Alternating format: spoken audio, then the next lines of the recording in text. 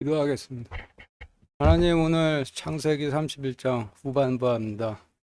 오늘 말씀을 통해서 하나님의 진리를 깨닫게 하여 주시고 저희가 하나님 진리 안에 거할 수 있도록 허락하여 주시옵소서. 예수 그리스도 이름으로 기도드렸습니다. 아멘.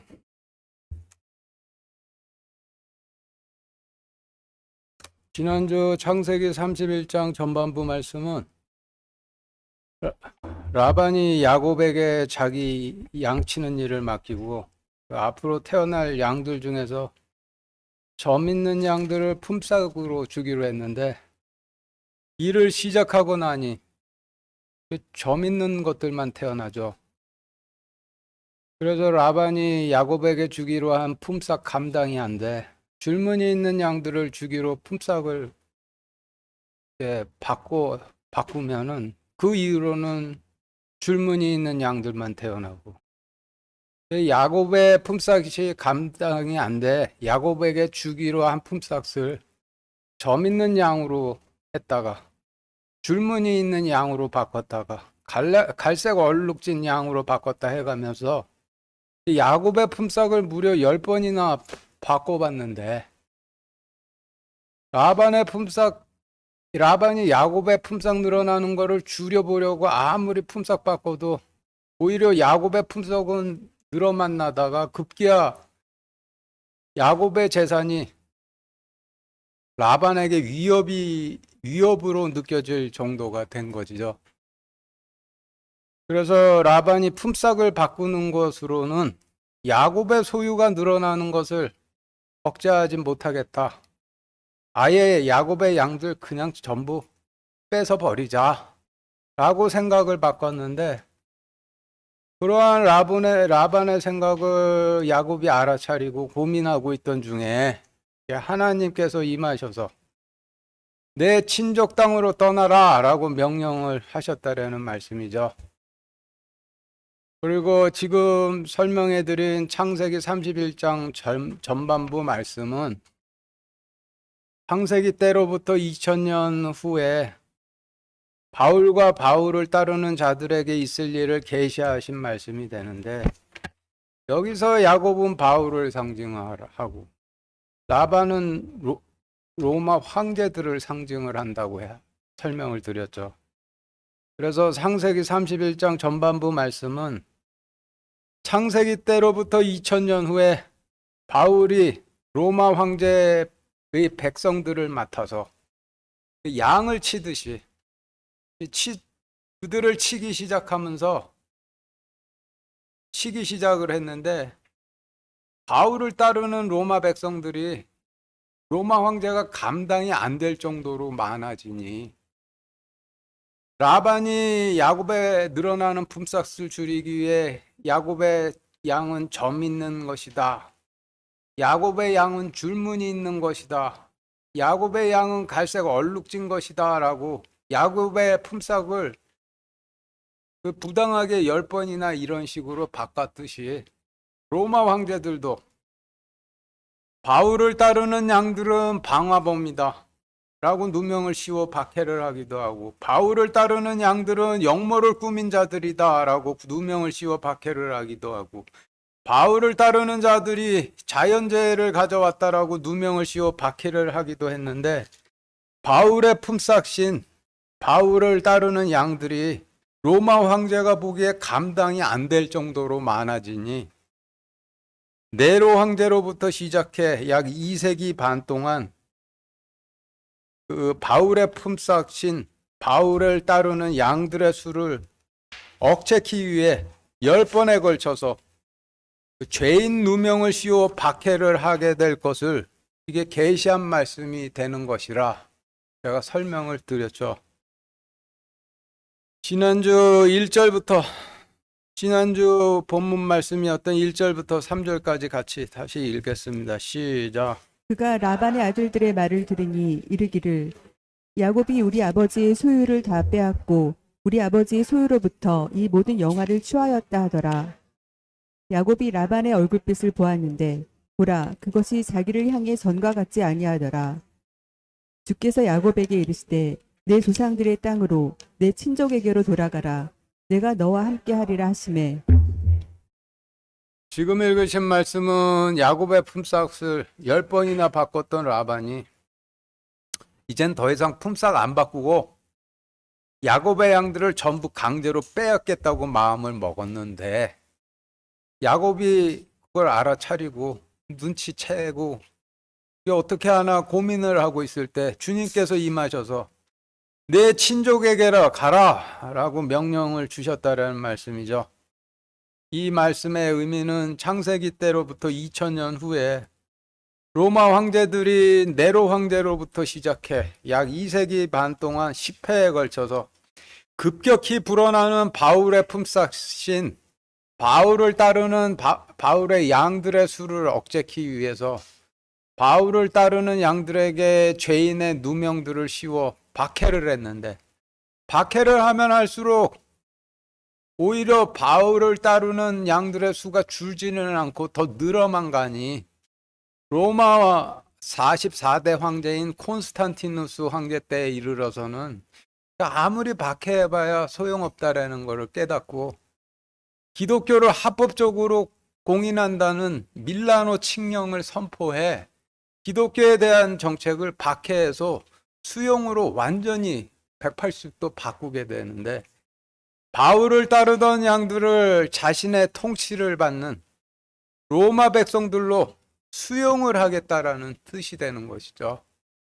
그런데 바울을 계승했던 바울의 후계자들은 콘스탄티누스 황제의 속셈을 알아차리고 이게 어떻게 하나 야곱처럼 고민을 하고 있었는데, 주께서 임하셔서 콘스탄티누스로부터 떠나라 라고 명령하실 것을 이게 창세기 말씀에 대해 전부 계시를 해 놓으신 것이 되는 거예요. 17절부터 20절까지 같이 읽겠습니다. 시작. 이에 야곱이 일어나 자기 아들들과 아내들을 낙타 위에 태우고 자기가 얻은 모든 가축과 모든 재물 곧 자기가 밧단아람에서 얻은 가축을 이끌고 가나안 땅에 있는 자기 아버지 이삭에게 가고자 하였더라. 라반이 자기 양들의 털을 깎으러 갔으므로 라헬은 자기 아버지의 소유인 형상들을 훔쳤고 야곱은 자기가 도주하는 것을 시리아 사람 라반에게 알리지 아니하고 몰래 떠났더라. 지금 읽으신 말씀은 라반으로부터 품삯을 받기로 하고 라반의 양을 쳤던 야곱의 품삯이 라반에게 감당이 안 되도록 많아지니 부당하게 품삯 바꿔가며 야곱의 소유가 불어나지 않도록 억제를 라반이 했는데, 10번이나 품삯을 바꿨는데도 소용이 없었죠. 품삯을 바꿀 때마다 오히려 야곱의 소유가 더 늘어만 나니 라반이 품삯 그만 바꾸고 야곱의 소유를 강제로 전부 빼앗아 버리자라고 생각을 바꿨는데, 라반이 10번이나 품삯을 바꾸는 가운데에서도 참고 라반과 함께 지내며 묵묵히 라반의 양을 쳤지만은, 이번에 라반의 안색은 자기 소유를 전부 강제로 몽땅 빼앗아 버리겠다라는 태세이니 이게 머뭇거리고 있다가는 이거 다 뺏기고 거지 되겠구나 라고 판단을 해서 야곱이 자신의 소유를 몽땅 챙겨서 라반으로부터 도망을 쳤다라는 말씀이 되는 거죠.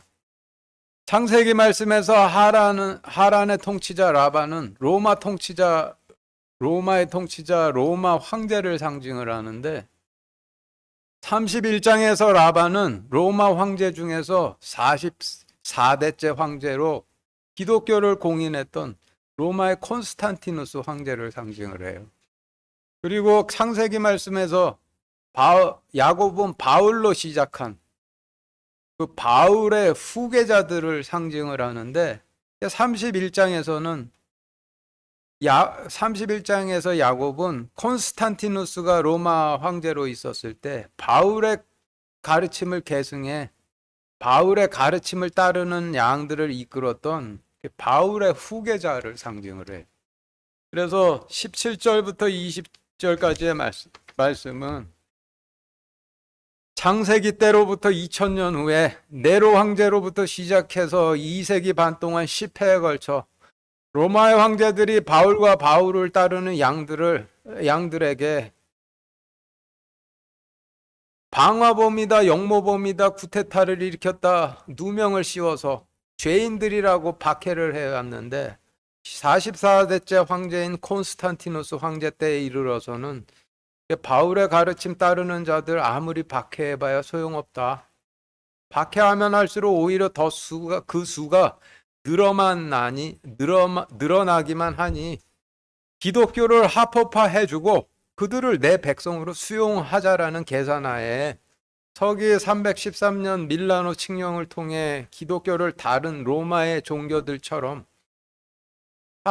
합법적 종교로 인정을 했는데 반대로 2세기 반 동안 10회에 걸친 로마의 황제들의 박해를 받아가면서도 로마 백성들을 쳤던 바울의 후계자들은 기독교의 공인을 넘어서 기독교도들에 대한 각종 특혜를 남발하면서 기독교인들의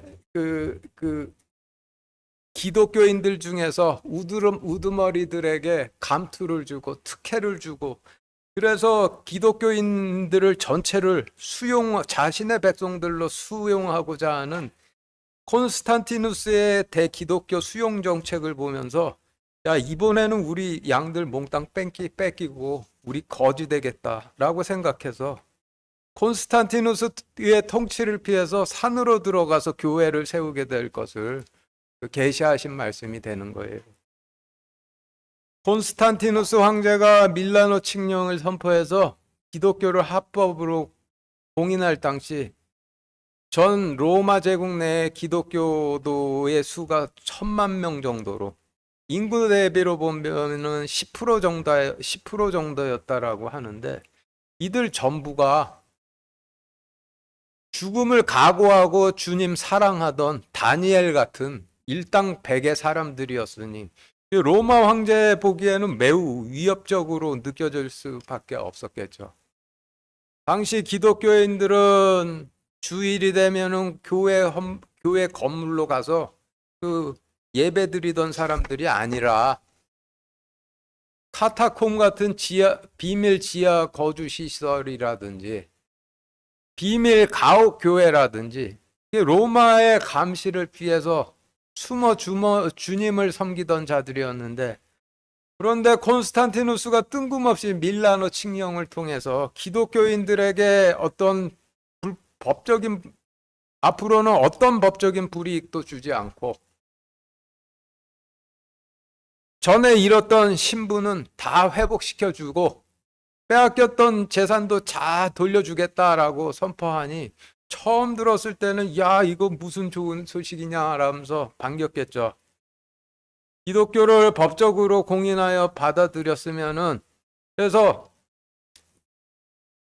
콘스탄티누스가 기독교를 법적으로 공인해서 기독교를 받아들였으면은 로마법에 그 다음에는 맞도록 제도화시켜서 정책적으로 통합 관리를 해야 하는데 그러기 위해서는 기독교에서 지도자들급 모아놓고 기독교에 관련된 교리나 의식, 정책, 제도, 조직 등에 대해서 폭넓게 의견을 나눈 후에 다수가 납득할 수 있도록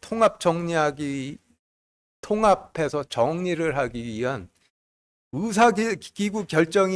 의사결정 기구가 있어야 하죠.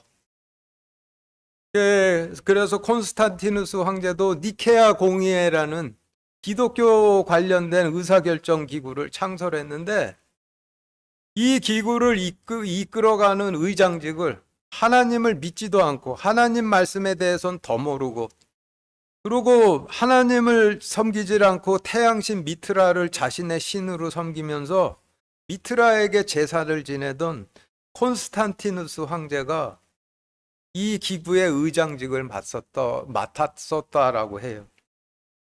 그러니 바울의 가르침을 따랐던 양들이 그런 콘스탄티누스 황제가 의장직을 맡고 있던 기독교 의사결정 기구인 니케아 공의회에 참석했다라면은 예, 콘스탄티누스가 기독교인들의 환심을 사기 위해서 일부 지도자들에게 큰 감투를 주고 각종 특혜를 남발하면서 나를 따르라라고 제안하는 모습을 봤다라면 야곱처럼 큰 두려움을 느끼며 이게 머뭇거리다가는 거지 되겠다. 양들을 끌고 멀리 도망가야겠다라고 생각하고도 남았겠죠. 창세기 31장에서 라반이 야곱의 양을 전부 차지하려고 안색을 바꿈을 야곱이 눈치채고 자신의 소유를 전부 챙겨 라반을 떠나 도망하였다라는 말씀은 그로부터 2000년 후에 바울의 가르침을 따라 카타콤이나 비밀 가옥교회에 숨어서 하나님께 예배드리던 기독교인들이 콘스탄티누스 황제가 기독교인들을 니케아 공의회로 불러서 그들의 환심을 사기 위해 각종 특혜를 남발하는 모습을 보면서 그동안 쳤던 양들을 빼앗길 것을 걱정해 콘스탄티누스 황제의 영향을 받지 않는 산속으로 들어가서 그곳에 교회를 세우고 그 산에 있는 교회에 거하게 될 것을 계시하신 말씀이 되는 것인데, 콘스탄티누스 황제 때 콘스탄티누스 황제 때 그를 피해서 산으로 들어가 세웠던 교회들이 지금도 일부 수도원의 형태로 흔적이 있죠. 중세 때 수도원이 크게 유행을 했었는데 창세기 말씀을 통해 볼 때 그 중세 때 크게 유행했던 수도원의 기원이 고대 바울의 가르침을 따르던 자들이 콘스탄티누스 황제의 기독교 수용 정책을 피해서 숨어더 들어가 산에 세웠던 교회들이 수도원의 기원이 되는 것이죠. 그리고 19절에서 라반이 자기의 양들의 털을 깎으러 갔으므로 라헬은 자기 아버지 소유인 형상들을 훔쳤고라고 하셨는데, 이 말씀에서 라반은 콘스탄티누스 황제를 뜻하고 라반의 양들은 콘스탄티누스의 기독교 공인 정책을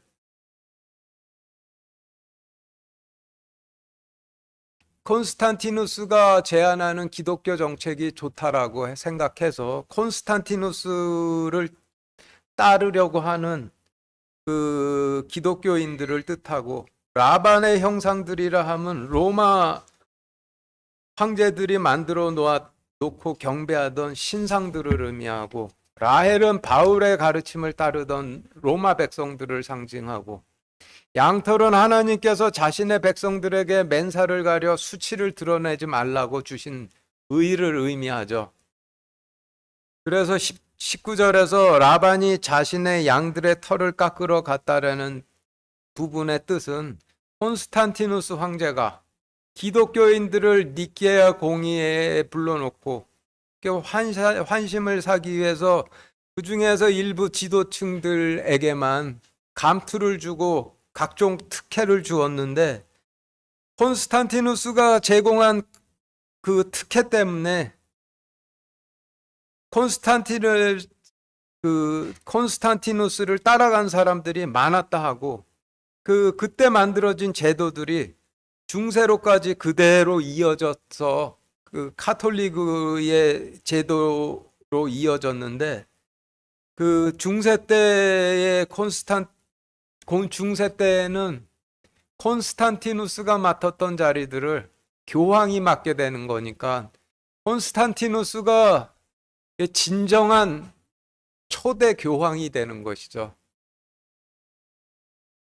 하나님께서 양들에게 맨살을 가리도록 털을 주셨듯이 자신의 백성들에게 욕망을 가리라고 하나님의 의를 주셨는데, 콘스탄티누스는 자신을 따르는 기독교인들에게 세상적인 특혜나 혜택을 대놓고 취하는 일을 전혀 부끄러워하지 않고 세상적인 특혜나 혜택을 취하도록 해줬는데 이를 창세기에서 라반이 자신을 따르는 양들의 털을 깎아 주었다라고 설명을 해 놓으신 거예요. 그리고 19절에서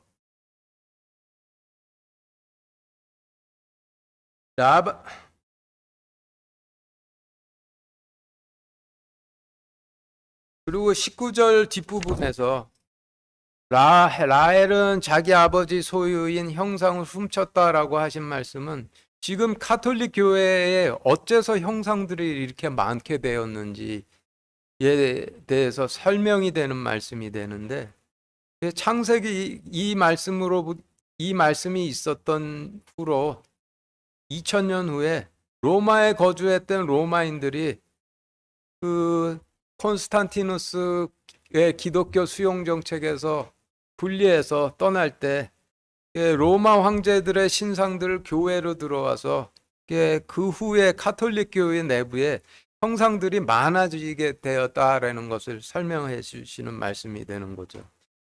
21절부터 23절까지 같이 읽겠습니다. 시작. 이와 같이 그가 자기의 모든 소유를 가지고 도방하였으며 그가 일어나서 강을 건너고 길르앗산을 향해 얼굴을 고정하니라. 셋째 날 야곱이 도주했다는 소식이 라반에게 들리므로 그가 자기 형제들을 데리고 그의 뒤를 따라 이렛길을 가서 그들이 길르앗산에서 그를 따라 잡았더니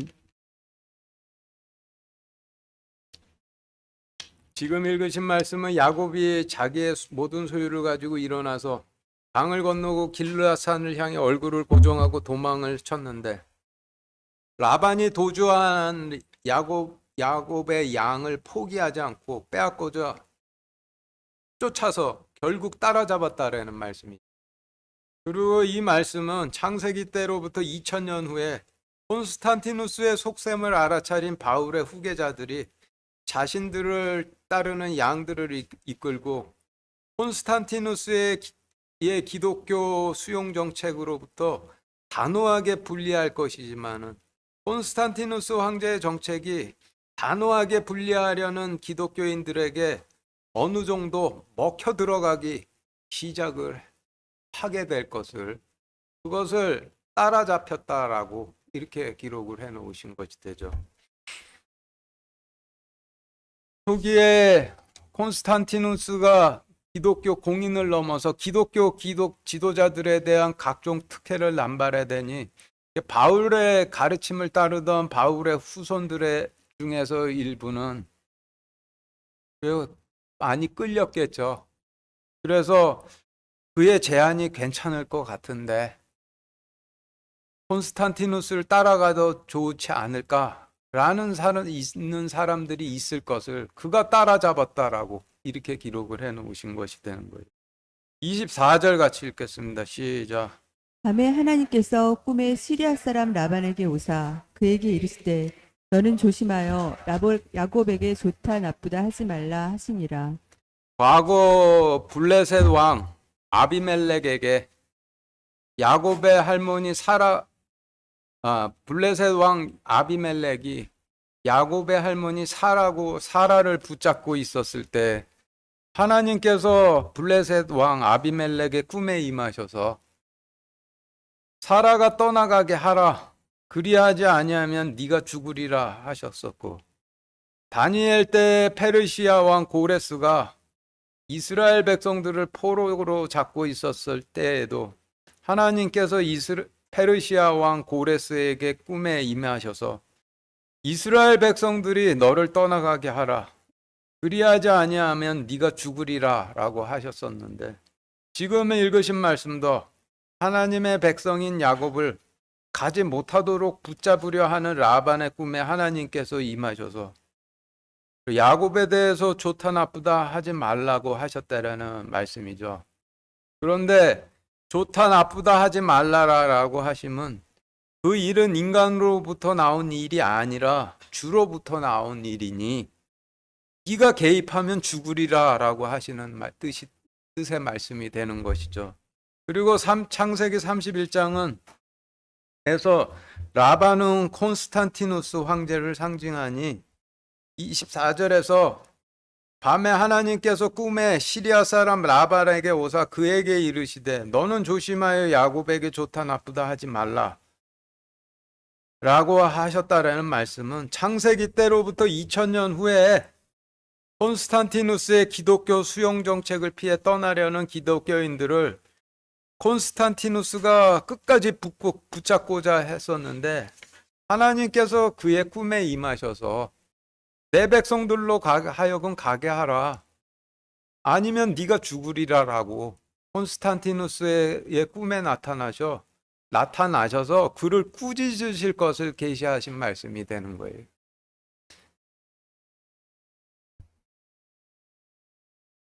콘스탄티누스는 기독교를 공인한 황제로도 유명하지만은 꿈에서 하나님의 영광을 실제로 봤다라는 그 설로도 유명한 사람인데 콘스탄티누스가 등장하기 전부터 로마의 군부 구테타가 자주 발생을 했다고 해요. 그래서 로마 황제와 구테타가 한번 발생하면은 로마 황제는 물론 그 지도자들이 전부 목숨을 잃게 되고 그래서 정치 공백이 생겨서 로마 제국 전체가 위기에 빠지는 일이 자주 벌어졌는데 그 일을 피하기 위해서 로마 제국 전체를 네 등분해서 4명의 황제가 나누어 통치를 했다라고 해요. 그러니까 유대 왕국의 마지막 때 4분봉왕 있었던 거하고 동일한 거죠. 그런데 로마 제국 전체를 4등분해서 4명의 황제가 나누어 통치를 하면은 한 지역에서 군부 구테타가 일어나도 다른 황제들이 힘을 합쳐서 구테타 군을 진압을 할 수가 또 있는 것이고 그리고 로마 제국 전체 통치 공백의 위기가 로마 제국 전체가 통치 공백의 위기에 빠질 염려도 줄게 되는 것이죠. 그래서 콘스탄티누스 때에도 원래 로마 제국을 콘스탄티누스도 원래는 로마 제국을 4등분해서 그 같이 4명의 황제와 함께 통치했던 4명 중에 한 명이었는데 머리 좋고 야심 많은 자였기 때문에 다른 사람들과 로마 제국을 나누어서 통치를 하려고 하지를 않고 혼자 권력을 독점하려고 해서 그로 인해서 권력 투쟁이 벌어졌었는데 그가 로마의 권력을 독점하기 위해서 그 권력력으로 인한 그의 첫 번째 전투가 서로마를 통치하던 서로마 황제 막센티우스와 밀비안 강에서 벌어졌던 그 전투였다라고 해요. 지금 프랑스 스페인 지역을 콘스탄티누스는 지금의 프랑스 스페인 지역을 다스리는 황제였었는데 군대를 이끌고 알프스를 넘어서 서로마로 쳐들어가서 이제 전투를 벌이고자 했는데 전투 전날 밤 꿈에 하나님께서 콘스탄티누스의 꿈에 임하셔서 헬라어로 그리스도의 첫 번째와 두 번째 글자인 X자와 P자를 보여주시면서 그 글자가 들어간 깃발을 만들어 가지고 전쟁에 나가면은 네가 승리할 것이라고 계시를 주셔서 콘스탄티누스가 그렇게 했더니 밀비안 강에서 대승을 거둬서 서로마의 새 황제가 되었다라고 해요. 그리고 카톨릭에서는 콘스탄티누스가 봤다라는 심볼을 지금도 자신들의 상징으로 사용을 하고 있는데 결론적으로 봤을 때는 이 스토리가 하나님께 하나님께서 중세 때 면죄부 팔아먹던 카톨릭 세우시기 위해서 콘스탄티누스에게 나타내셨다라는 스토리가 되기 때문에 이 얘기를 믿는 사람들이 많지가 않지만은, 그렇지만은 콘스탄티누스가 하나님의 영광을 봤을 거라는 거에 대해서는 수긍들을 하는 편이에요.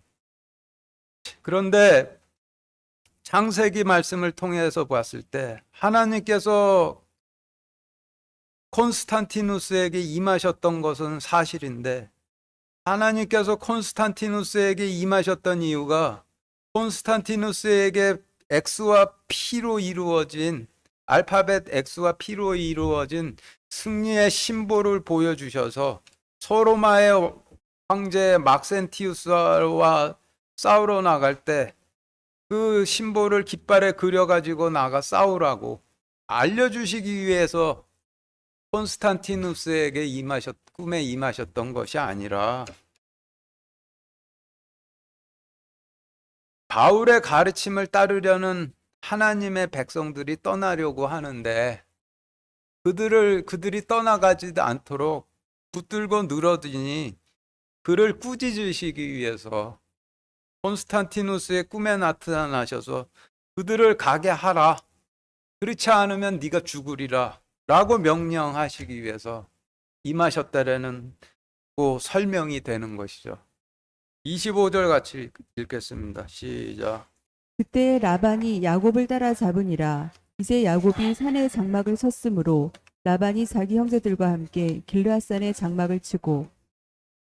네, 성경 말씀에서 장막은 구약 시대 때는 가나안 땅을 의미하고 신약 시대 때는 교회를 뜻하죠. 그래서 성경 말씀 보면서 장막 그러면은 구약 시대 때는 가나안 땅 생각하시고 신약 시대 때는 장막 그러면은 교회를 생각하시면 돼요. 그래서 그 창세기에서 노아에 관한 말씀에서 노아가 자신의 장막에서 포도주에 흠뻑 취해서 뻘거벗고 누웠다라는 거는 주님께서 자신의 장막이신 가나안 땅에서 피를 흠뻑 흘리시고 벌거벗고 누우실 것이라는 그것을 계시하신 말씀이 되는 것인데, 그래서 지금 읽으신 말씀에서 야곱이 산에 장막을 쳤다라는 말씀의 뜻은 창세기 때로부터 2000년 후인 4세기 초에 바울의 가르침을 따랐던 자들이 콘스탄티누스의 기독교 수용 정책을 피해서 산으로 들어가 교회를 세울 것이라는 뜻이고, 그리고 뒤에 라반도 장막을 쳤다라는 부분은 4세기 초에 콘스탄티누스도 교회를 세울 것이라는 뜻이 되는 거예요. 지금의 성 베드로 성당을 지은 사람이 콘스탄티누스였는데, 콘스탄티누스가 지은 성 베드로 성당을 16세기 때 개축해서 지금 있는 성 베드로 성당은 16세기 때 콘스탄티누스의 성 베드로 성당을 개축한 성당이라고 하죠. 26절부터 29절까지 같이 읽겠습니다. 시작. 야곱에게 이르되 내가 네게 알리지 아니하고 내 딸들을 칼로 사로잡은 포로같이 몰래 끌고 갔으니 내가 행한 일이 도대체 무엇이냐? 내가 희락과 노래와 작은 붓과 하프와 함께 너를 보냈겠거늘 어찌하여 내가 은밀히 도주하여 몰래 나를 떠나고 내게 고하지 아니하였느냐? 또 내가 내 아들 딸들에게 입맞추지 못하게 하였느냐? 이제 내가 그리함으로 어리석게 행하였도다. 너를 해칠 만한 능력이 내 손에 있으나 내 아버지의 하나님께서 어젯밤에 내게 말씀하여 이르시되 너는 조심하여 야곱에게 좋다 나쁘다 하지 말라 하셨느니라.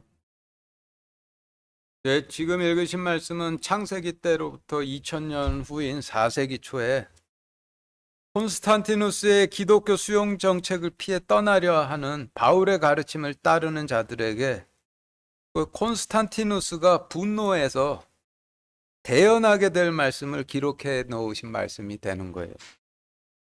도대체 어째서 나를 피해 떠나려 하느냐?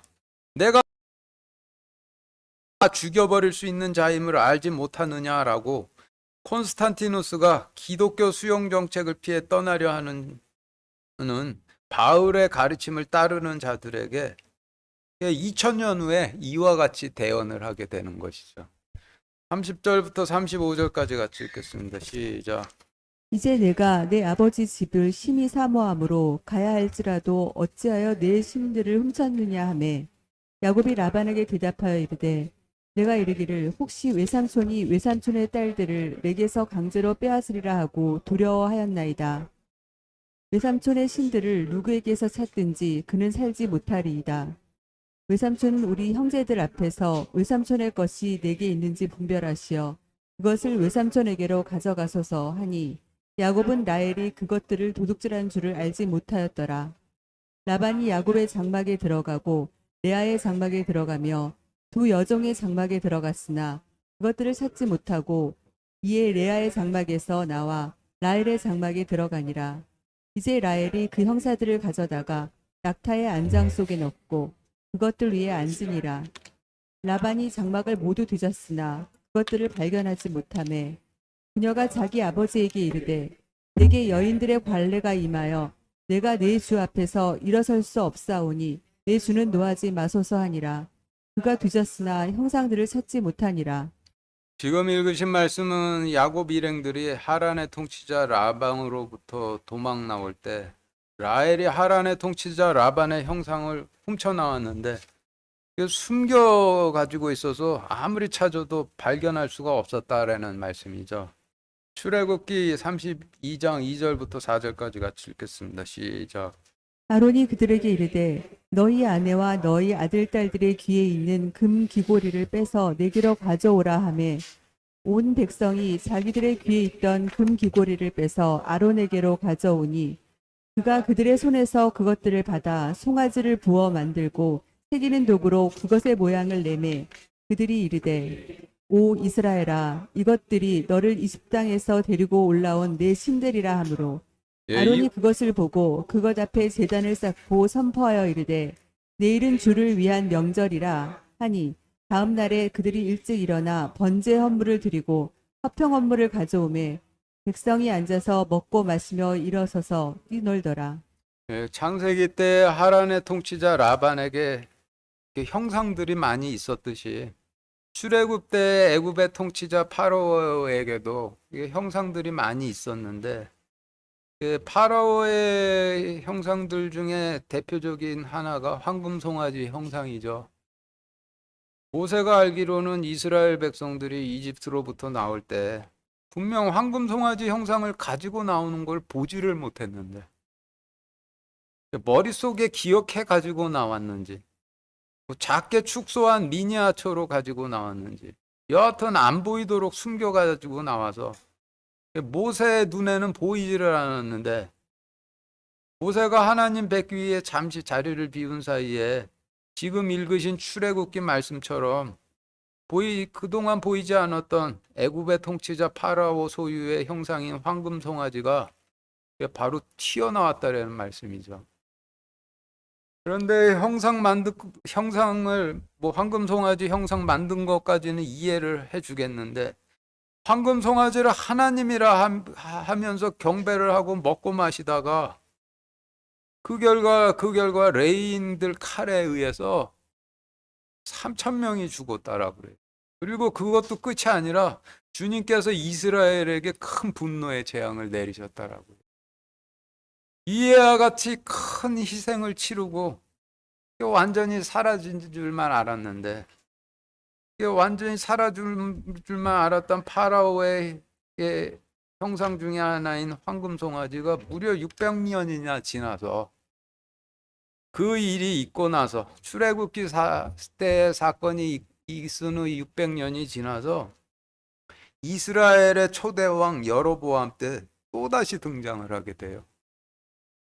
이스라엘 왕국이 솔로몬 왕의 아들 르호보암 때 북이스라엘과 남유다 왕국으로 우리나라처럼 남북으로 분단이 되었는데 근데 아무리 이스라엘 왕국이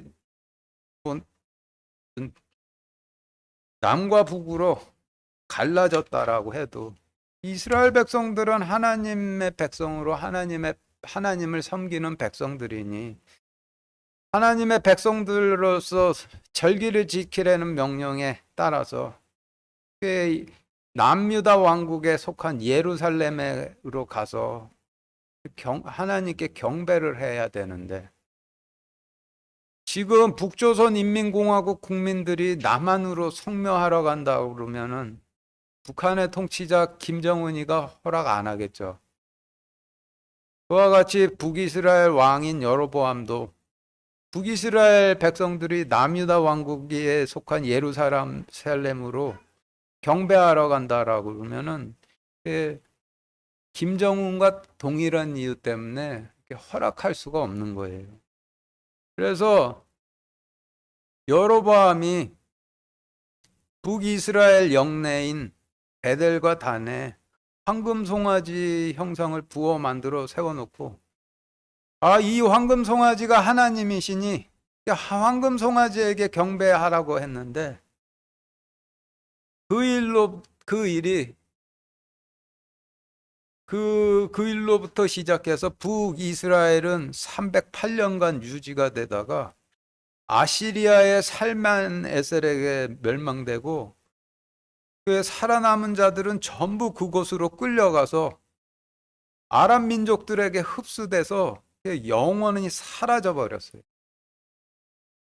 그런데 열왕기하에 기록된 북이스라엘의 그 멸망 이유가 그들이 황금 송아지를 만들고 황금 송아지에게 경배하게 한 여로보암의 길을 따라 걸었기 때문이라 라고 말씀을 하세요. 황금 송아지를 만들고 황금 송아지를 하나님이라고 경배했기 때문에 북이스라엘이 영원히 사라지고 이스라엘의 열지파도 영원히 사라져 버렸다라는 그런 뜻이 되는 거예요. 창세기 32절에서 35절까지의 말씀에서 라반은 로마 황제를 상징하고 라헬은 로마의 통치를 받는 로마 백성들로서 바울의 가르침을 따르는 자들을 의미하죠. 그리고 라반의 형상들이라 하면은 라반이 로마 황제를 상징하니 라반의 형상들은 로마 황제들의 형상을 상징을 하는데 애굽의 파라오에게 황금 송아지 형상이 있었듯이 로마 황제들에게도 많은 형상들이 있었는데 그 형상들이 전부 다 신의 형상들이죠. 하다못해 로마 황제들의 형상들도 많은데 이 사람들이 죽은 로마 황제들을 신으로 받들어서 섬기기 위해서 그렇게 형상화해 놓은 것으로 그들 또한 신이 되는 거예요. 출애굽 때 이스라엘 백성들이 자신들을 노예 삼았던 파라오로부터 도망 나올 때 파라오의 형상인 황금 송아지를 훔쳐 나왔듯이 창세기 때의 라헬도 자기 아버지 라반으로부터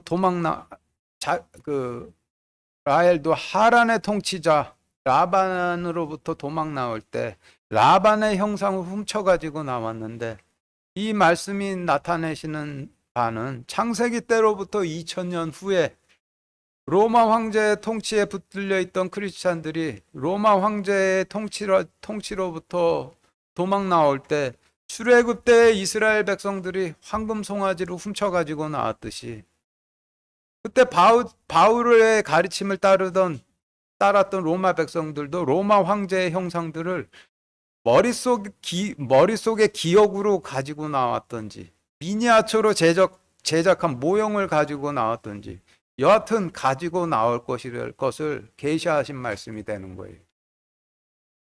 구약시대 다윗 왕 솔로몬 왕 때는 이스라엘에 황금 송아지가 있었는지 다윗 왕 몰랐죠. 다윗 왕이 알았다 그러면 그거 가만뒀겠어요.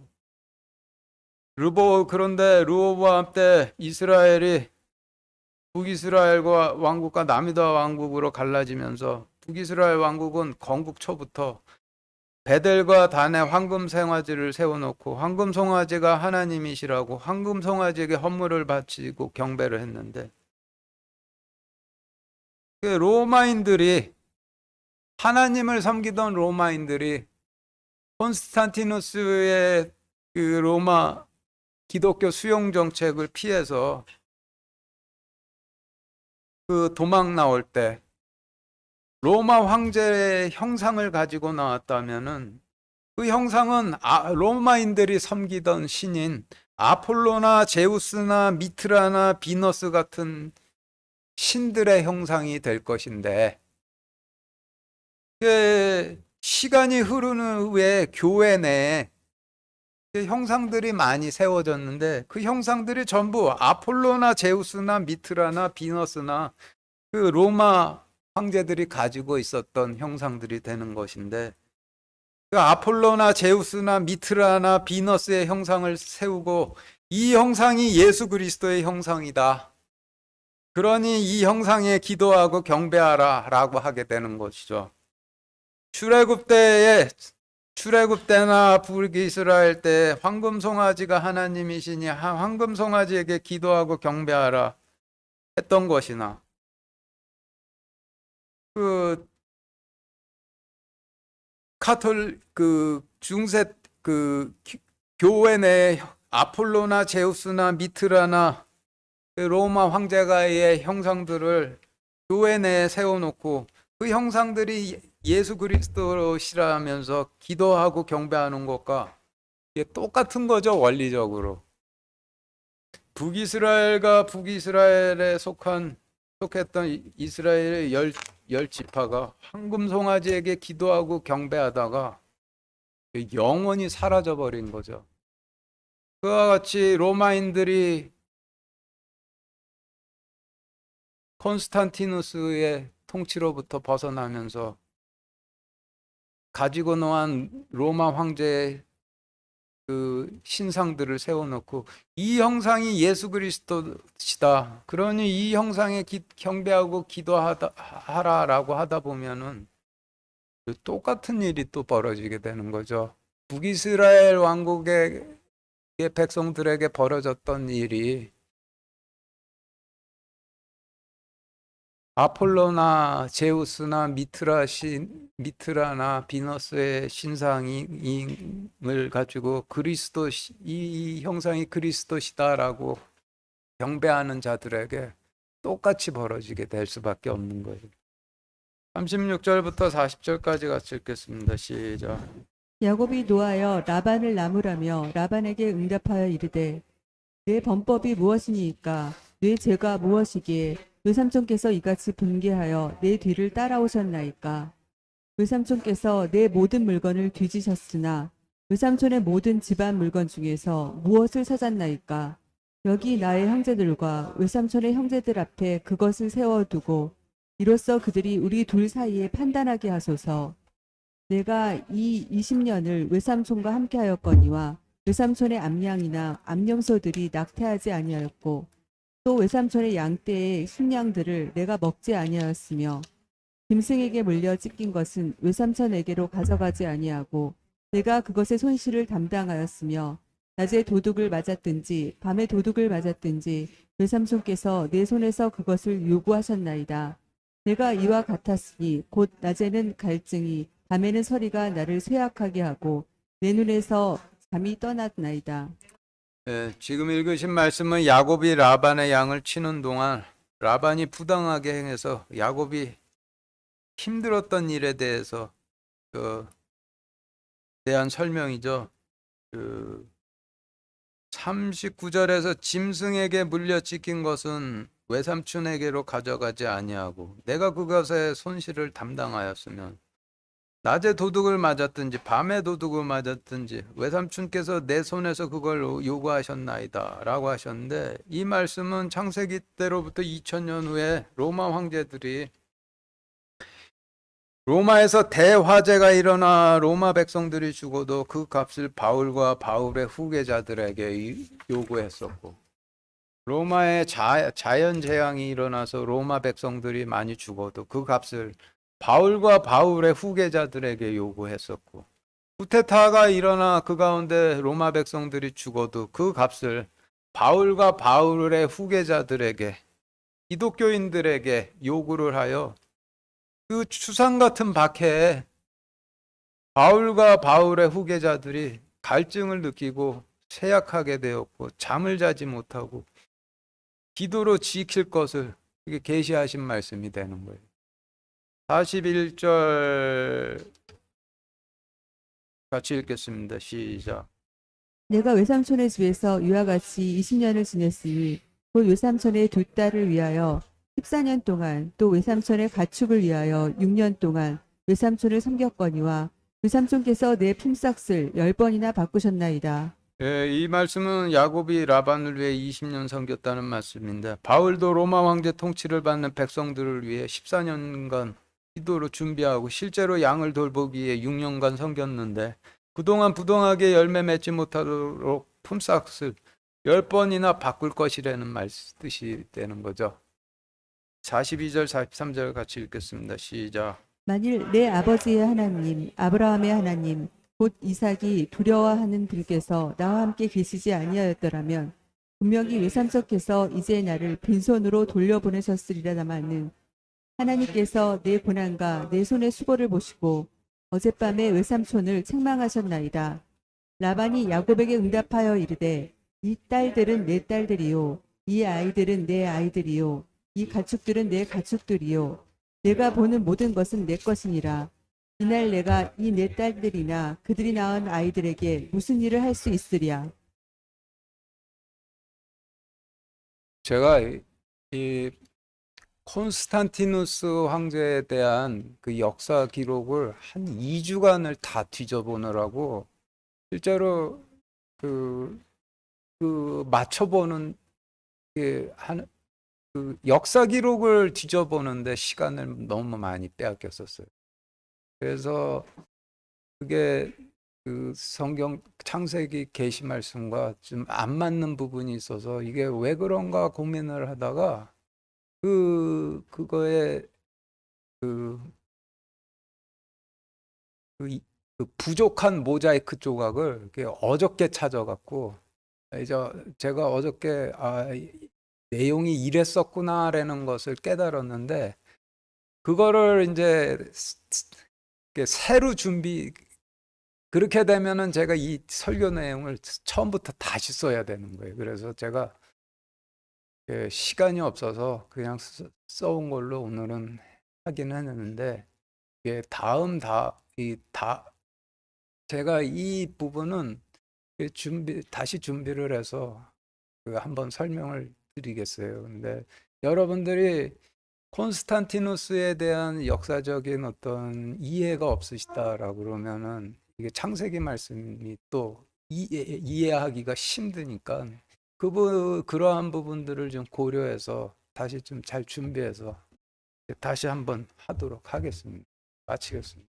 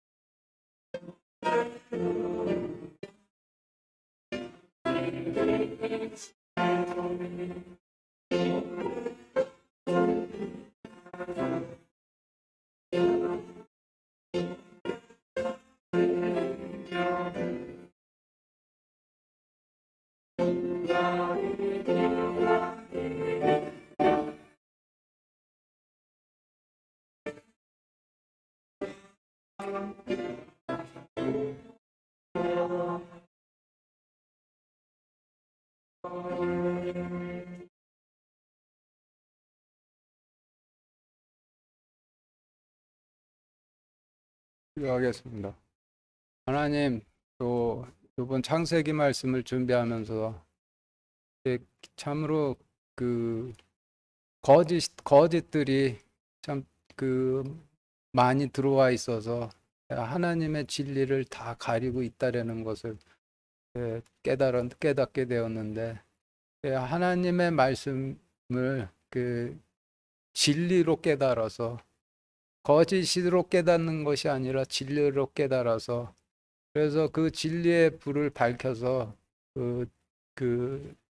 헌하게 마지막 때에 밝히고 있을 수 있도록 허락하여 주시기를 우리 주 예수 그리스도 이름으로 기도드렸습니다. 아멘.